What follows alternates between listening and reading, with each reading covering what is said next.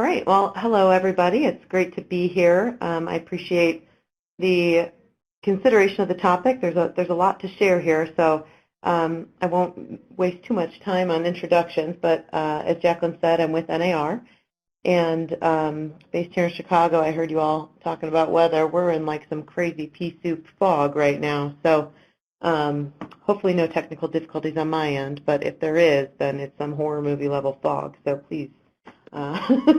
Bear with me here. I do work with party. Thanks. I work, as Jacqueline said, with our sustainability program here in Chicago. We are a national association, much like NAHB. We have state and local associations around the country. I have the benefit of working with each of them on sustainability efforts, and then furthermore work with our volunteer leadership on leadership training and programming from the broader sense of the word there. So pretty wide reach. We have a lot going on here at NAR, but I'm eager to talk with you guys more about the MLS world and our relationship with them and what that all means for the professionals in this space, looking at how builders, realtors, and MLSs can all work together. Let me just make sure I'm able to advance here. That's me. Okay, so what we'll cover today, we're going to cover a lot about a lot, starting with a little bit of market data. We have a sustainability and realtors report that we've been publishing for several years now, and our third year of data is available, which allows us to look at some of the trends that are available in this space. And a lot of that, as you all well know, stems from consumer interest and consumer demand for the features and really the outcomes that these types of homes provide. One way that we track that information and share it publicly and from professional to professional is through the multiple listing service, or the MLS. There are a series of fields out there that I'll share with you today that can help boost buyer confidence on those things and really just help add contributory value to a property in the long term. We do focus a lot here at NAR on collaboration, specifically in the sustainability space. There's so much work, even just from your introductions that we've heard, so much work that's been done in this space over the past couple of decades that is so important, and it's so important not to start from scratch. So we really make it our best effort to reach out to existing organizations and companies to continue progress moving forward instead of recreating the wheel from the get-go. So I do have several resources that I'll share with you at the end of this presentation that I hope that you guys can take back and have some actionable outcomes from. So let's just dive in here. As you all know, the multiple listing service is out there. It's that connection between the features of the property and what people see publicly. So the MLS exists as a separate entity between professional and client that allows the professional to go in and tick off, essentially, many different features within the home to, to get people familiar with the features that are available and to connect them with what they're looking for. I will say from the get-go, this is different from those publicly visible sites like your Zillow, your Realtor.com, your Homes.com. It's a different process. So it's more rich data. It's more in-depth data. It allows for a lot of these properties to be searchable from the realtor side of things. Many of these realtors are working with builders. As I mentioned, it can help provide increased value to the property, particularly if it's leading to a certification or some sort of third-party verified piece of data. One of the biggest and most important pieces of the Green MLS field is it allows us to have a broader number of comps out there in the marketplace. And then finally, there's a standardized language that I'll talk to you a little bit more about that's developed recently within the past 5 or so years that allows for things to be labeled in a standardized way from market to market, which is a very key component in making sure that value is assigned to these properties. So let's talk about Green MLS fields in the most basic sense of the word. So the MLS industry is its own industry. There's an organization called CMLS, or the Council of MLS. They are, much like NAHB or NAR, a trade association, and they deal directly with the MLSs around the country. There's about 600 MLSs nationwide. I heard you guys talking about DC area, South Carolina, Fargo-Moorhead. We have MLSs that represent each of those markets, And with the realtors inputting the data into those MLSs, it helps connect not only the consumers but professionals to the different home features that are out there. They cover a broad range of features, and I've listed some of them here. Everything from home performance data, now that would include ratings and things like that, to third-party certifications, resource-efficient features, specific material use, those sorts of things. Now, in talking about that standardized language, we're going to start pointing to a different organization called RESO, or the Real Estate Standards Organization. So RESO has authored a data dictionary that covers thousands of MLS fields on all sorts of different things, from a type of roof to the definition of a bedroom and everything in between. They have a wide range of fields now that includes standardized RESO-compliant green MLS fields that help with all of those things we just talked about. The end game here is a more marketable property, more easy to find features, and so on and so forth. RESO as an organization also provides, they use the word certification. I know it's confusing, but RESO grants certification levels to the MLS entities themselves that represents how compliant they are with this data dictionary. So if for example, if an MLS organization out there is only using 150 fields, they may be silver compliant, whereas if an MLS in a different market is using 1,000 fields, they might be gold or platinum certified. It's just a representation of how in step they are with the standardization. So if you're looking to get involved in this conversation locally, that might be step one, is checking out who's the MLS in your area, or in some cases, who are the MLSs in your area. And then secondarily, look at, do they have a RESO certification, and what is that certification level? That'll be a good indicator on what the breadth of fields available to their users would be. So one other thing about RESO is they've been keenly positioned to put together this data dictionary and what a lot of these features are and might be based on the people that they have on their board and the interests that they have. Somebody mentioned Powerwall. They're always looking to innovate and add new fields based on trends and changes that are happening in the marketplace. So while there may be an existing list of RESO-compliant green MLS data fields, that list could grow or change if trends and conditions within the market grow and change. Now, we've worked with them over the years to make sure that building code standards are in line with and tethered to the types of RESO fields that they're putting together in the green sector. So the relationship here, and I'm getting into this a little bit now, that's so important is this idea that realtors have a very unique relationship with their clients, and if and until they can input certain data fields into the MLS, they have an opportunity to tell a story about that property, what that property includes, provides, and can be for that client in the long term. It creates a trackable and measurable story for the property that can then be referenced down the road. If a realtor is working with a client, for instance, right now in June of 2019, this is selling season, it's very busy for our membership. If a realtor is working with a client right now, they list and sell a property, let's go big. Let's say it has solar and about 15 other green features within the home. If the realtor tracks and inputs that data in their local MLS, then when that property goes up for sale again in about 10 years, which is what the NAR data shows, then that historical data about those solar panels and those 15 features within the home lives with that listing once it's listed again. And that's very important from a comp and appraisal and valuation standpoint, because that tells us about improvements to the property or just the general kind of standard data that lives with that particular home. So I want to pivot a little bit before we dive deeper and talk to you a little bit about the data that we've pulled from our Realtors and Sustainability Report. I mentioned this is our third year, so we're able to see some trends. We surveyed a bunch of our members, of which there are about 1.3 million nationwide. We had about 125,000 realtors respond to this survey. I'm sorry, realtors receive this survey, and about 6,000 realtors respond. I'm also showing on the screen just some demographic information about those folks who participated. But the questions really are targeted to realtors, asking them what they're seeing in their market.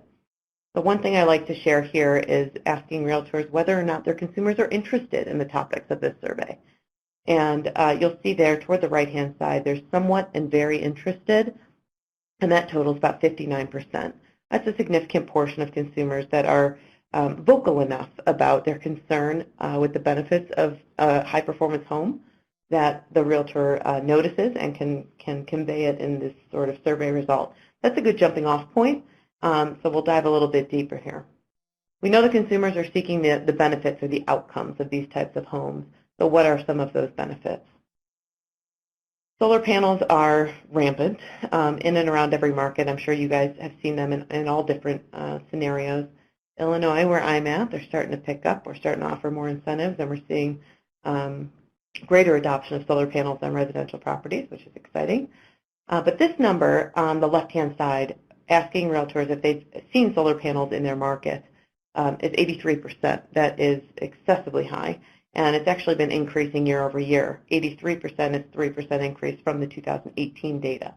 So that's something to keep an eye on. We want the realtors to know and identify not only what the existence of the solar panels, but then what sort of details are there about the system itself. We went further then and asked, is there an effect based on the presence of solar panels on the property value? And there's a large percentage here, 20% say they just simply don't know.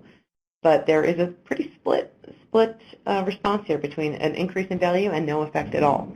So this is an opportunity for our association now to dig a little bit deeper, maybe work with Anna, and find some solar information that we can get more readily available to our membership and our associations at the state and local level. Energy efficiency is always something that's of value to realtors whenever we offer this survey question. Again, that very valuable and somewhat valuable has hovered around 70 to 75% for the duration of this report over the past 3 years. So that's definitely something that realtors see as an important factor to include when listing a property. There are plenty of MLS fields out there in these green MLSs that will allow for a realtor to promote energy efficiency features.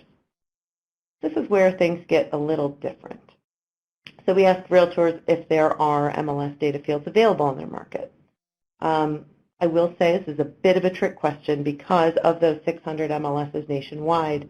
The reach of MLS fields to agents, it reaches more than 900,000 agents around the country. So when I see this red box to the right that says 44% of realtors surveyed just simply don't know if there are data fields, that's an opportunity for collaboration, not only to educate our realtor members that there are data fields out there that can help add value to the property, polling consumers who are interested in high performance or greener homes, but also an opportunity to collaborate with other industries like the home builders, like the Appraisal Institute and the appraisers in general, raters, municipalities. How can we get this information out there to make people more aware that green MLS data fields are out there and should and can be used when listing a property? When asking realtors whether or not they've been involved in listing a green home in the past year, about a third of realtors said that yes, they have been involved. So what we need to do now, since this is new data from about a month and a half ago, we need to do some cross-tabbing on that previous slide on those who aren't aware of fields and those who have listed green homes, and that will kind of highlight hotspot areas where we should do additional outreach for our members. Now, the next two slides include specific data fields and what we call enumerations. So enumerations are kind of subsets of a broader theme within the data field. So, for example, in the left-hand column, you see the Green Verification Program. That's the data field.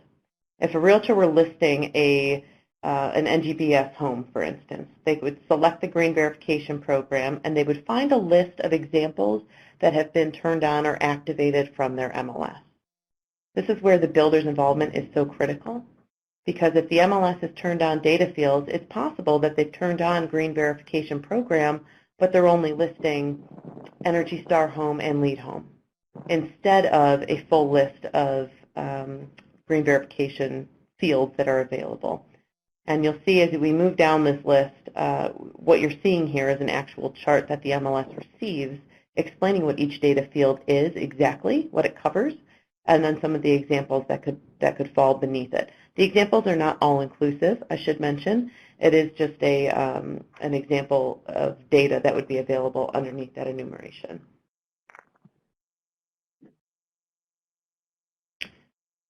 And you see additional things here. So I mentioned before that this data list is not set in stone. It is not kind of one and done, and it's constantly evolving and changing.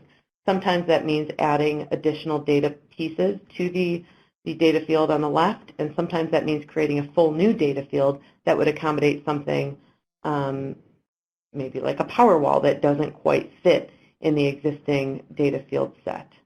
Oops. And again, I hope this provides an example for you guys. It's not, again, it's not all-inclusive, but it gives you kind of a snapshot of what a realtor would see if they were to go in and list a home. It does get much more granular as well. There are a list of specific features that tend to fall not in a separate green field, but that fall within existing data fields. So I know this is heavy content, so stay with me. But for instance, if a realtor were to go in and they would have the option of windows, there would be standard, we'll call them more traditional window options, and then there would also be a handful of green or high performance window options that could be added to them. What you're seeing in these two slides is simply those siloed, separate greenfield buckets that are out there. There are several greenfields that are able to be sprinkled in within the normal listing data. So we know that a lot of this is driven by the fact that consumers are looking for this information. Is there a question? Amanda, can I quick ask you a question about the siloed green fields versus when they're woven in with like things like windows or different systems? Right. Is that an instance where all the green stuff gets turned on, or they turn on it can be in the windows but not necessarily these green verification fields, or is it all or nothing, or is there a middle ground? It's not all or nothing. So when I mentioned earlier that the MLSs can be certified by RISO to include different amounts of fields, oftentimes it's piecemeal, I guess is the best way to put it. So if somebody is silver certified, they may only have these, we'll call them the siloed data fields, right? If they're gold or platinum certified, then they may have these green data fields, but then also 200 extra fields that fall within systems, operation, construction, those sorts of things. But again, they're listed separately, and the MLS industry offers a couple of resources, which we'll get to here, that not only list what those are, but also explain the benefit of including them alongside more traditional home features. And just to be clear, when you say gold certified, you're not talking about LEED. Correct. I'm talking about a certification for the MLSs, which just happens to be the same as LEED, so this is exceptionally confusing.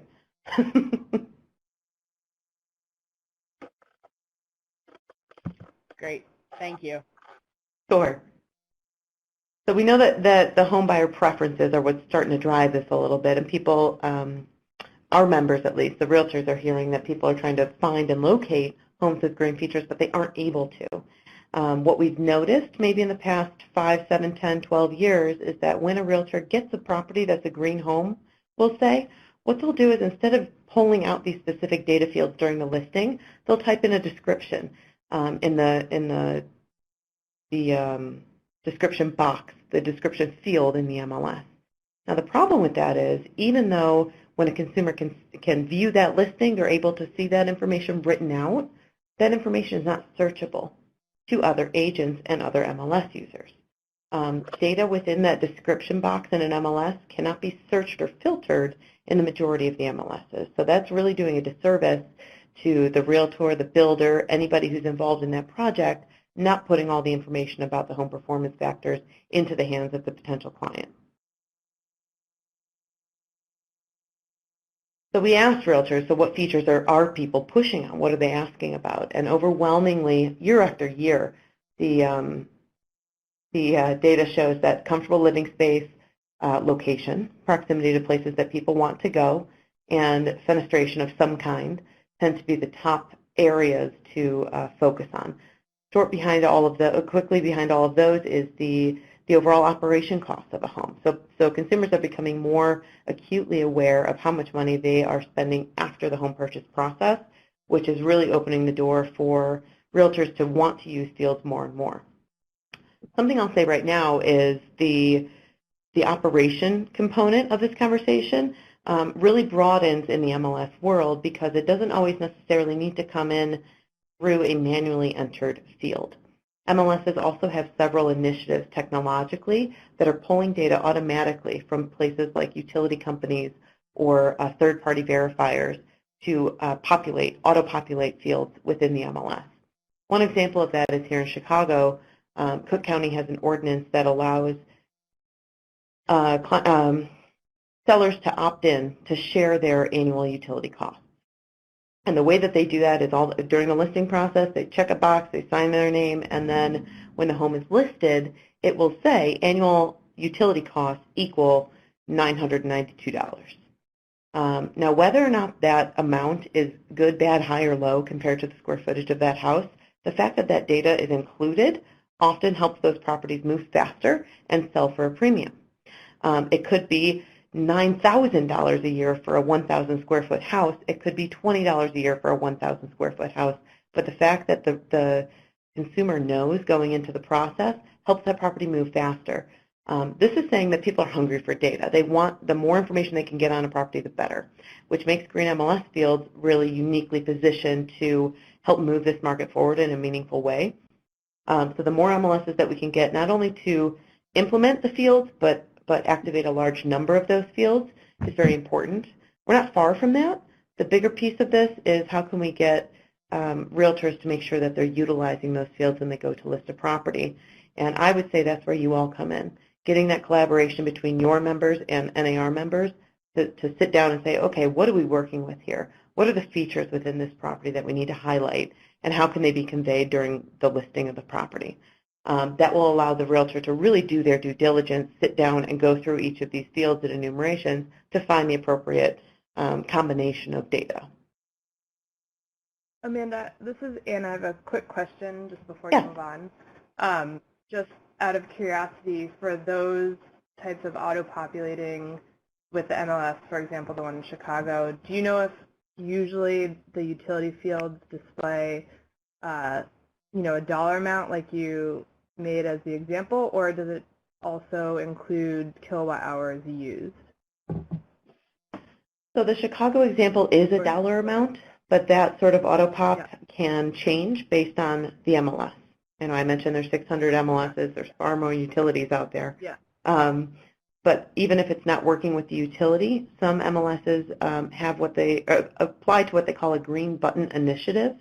And Green Button Initiative looks at a few different data pieces that will auto-populate separate from the utility information, but include things like solar system components or, the age of HVAC systems, that sort of thing.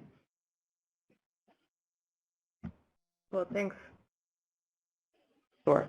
I'll also mention there's another initiative out there. I wasn't going to dive too deep into this, but I'm happy to talk about it. It's called Helix. And Helix is really based on the East Coast. They're working on aggregating really home performance data from any property that has it. They're putting it all in one place. They're looking at auto-population of things like Energy Star certifications on homes, HERS ratings on homes, and trying to make it more front and center in the listing and sales process of the property.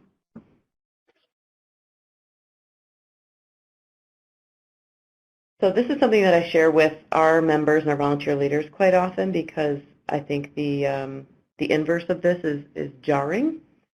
The Shelton Group is a market research firm based out of Knoxville, Tennessee, and they do research regularly with consumers, asking them about green homes and their feelings and things like that. And really, this points back to quality of life. One of the recent surveys noted that 81% of people who were going to be potential home buyers would say that higher energy efficiency would cause them to pick one property over another. And think about that differently. That means only 19% of people who are buying homes aren't really considering that in their home buying process. As building codes are becoming more stringent, there are more and more homes with high-performing features on the market. So it's really our responsibility as a collective industry to make sure that we're tracking and putting those fields out there in the MLS world as well. This is data from NAR's Home Buyer and Seller Generational Trends Report. Again, an annual survey that we do, different from the sustainability survey, but focuses on all sorts of different things during the home buying process. Surveys consumers, and this particular slide is looking at specifically energy efficient home features and how people value their importance. You'll see the different features listed below, and then all buyers, followed by the generational breakdown for each buyer. I'd just like to focus on this for a moment because I think it really gives a pointed look at how consumers are relating to this sort of information out in the market, the things that are the low-hanging fruit, really, for consumers to be looking for during the listing process. And this is a wonderful bridge into what field should I really be using? If I only have a few in my MLS, which one should we be focusing on? I think this is a great place to start. So I talked a little bit about energy efficiency codes and building codes. You guys are familiar with this. I think it's important to keep people mindful of what code is going on in their particular market. If there are any changes that are in the works or have just recently happened, it's important for realtors to know that. Obviously, it's important for builders to know that. I'd mentioned that the increase in available energy efficient and high performance features in properties simply based on the growth in building codes. We had nearly 100,000 Energy Star certified single-family homes built in 2018 alone. I know the existing homes market is massive, but knowing the Energy Star standards, knowing the IECC 2015 and 2012 standards, we can sort of pull out a few different specific features of properties and use that to really look for it during the MLS fields. Sometimes in here I have a slide that yes. Larry Mayer, I just want to make a quick point. What the national code is does not necessarily tell you what the local state code is. Correct. It's quite common that, like in Minnesota, their 2015 code is using the 2012 IECC modified. And you'll see that across the country. The actual national code that's the basis for the local code can be anywhere from 3 to 6 years old. Yeah, thank you for bringing that up. Yep. Yeah, perfect point, and even more reason why people need to know the codes that are happening in their market. Colorado is a great example of that as well. Technically, they don't have a statewide code based on a national code. So that, they're kind of micro by micro what's happening in their markets, and that's very important to know what you're up against and what you're working with when listing a property. But that's a good jumping off point. It's a good baseline for professionals to use as they're going into this Green MLS field world. A lot of folks see Green MLS and they think it's something different and separate and other than the normal process. And what we're really working on right now is this idea of not only implementation from the MLS world side of things, but utilization from the professional side of things.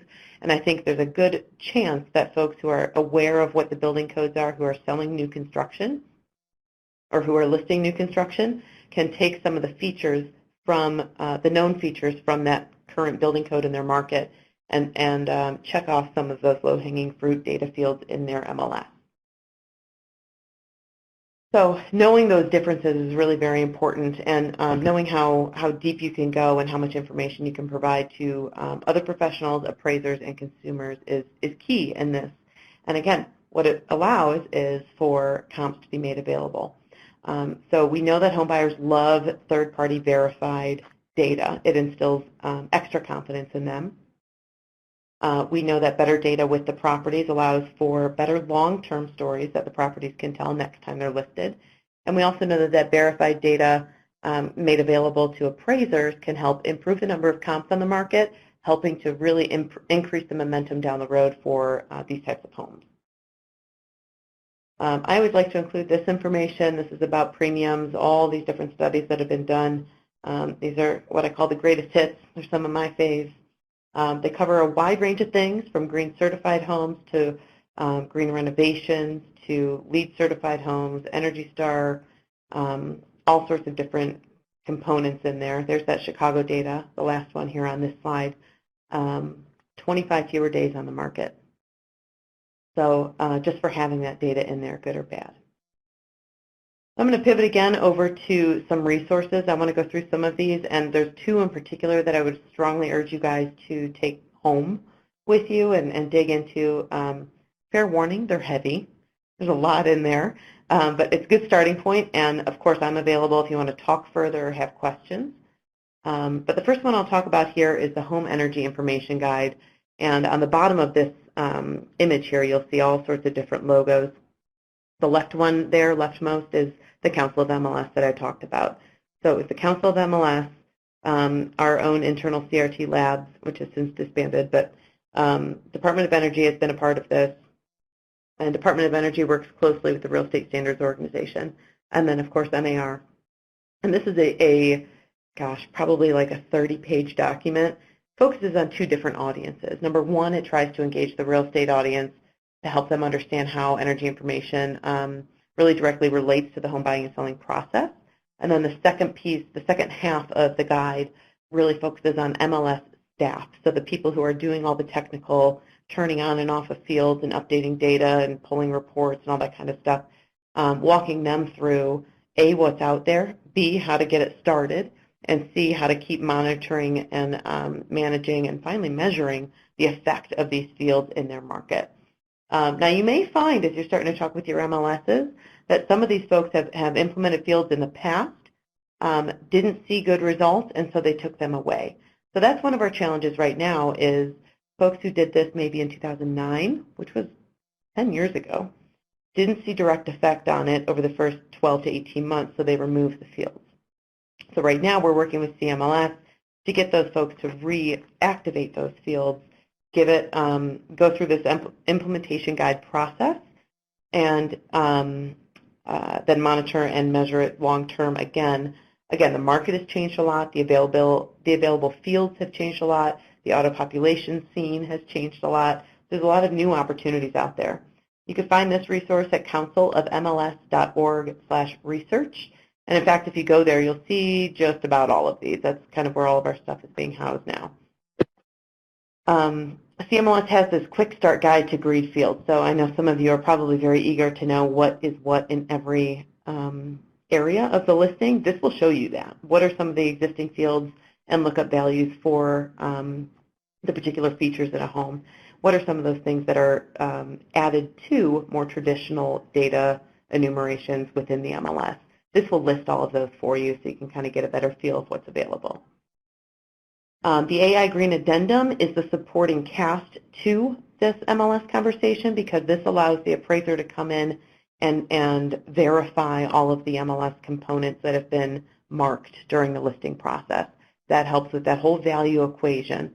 It says in the listing that it is an NGBS property with a HERS score and it has these 10 features.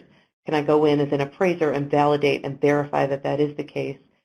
If we can do so, that creates a comp, that creates the possibility for contributory value on the property. And that's just scratching the surface. So the other one that I really would point you guys to is this Green Data Best Practices, the first bullet point on this slide. Again, it's at councilofmls.org/research, and it tells if you have a commute home or something where you're on a train or you're taking a flight somewhere, it's an easy read. It has a lot of good information in it, but it will kind of introduce you to this other element of the industry, Green Data Best Practices. Check that one out. It's really a great resource, and it outlines kind of how that all works in that world. Go to our website, nar.realtor/sustainability. You'll be able to find all sorts of different resources as well, things like tax compendiums, or the full report that I talked about today. We have a set of sustainability priorities that really tasks us with continuing this conversation with the MLSs and makes us responsible for providing the best and most just information and data about home. We also have several videos and things, and there's more to come. So this is my contact information, and I'm happy to take any questions that you guys might have now or just open it up for a broader discussion.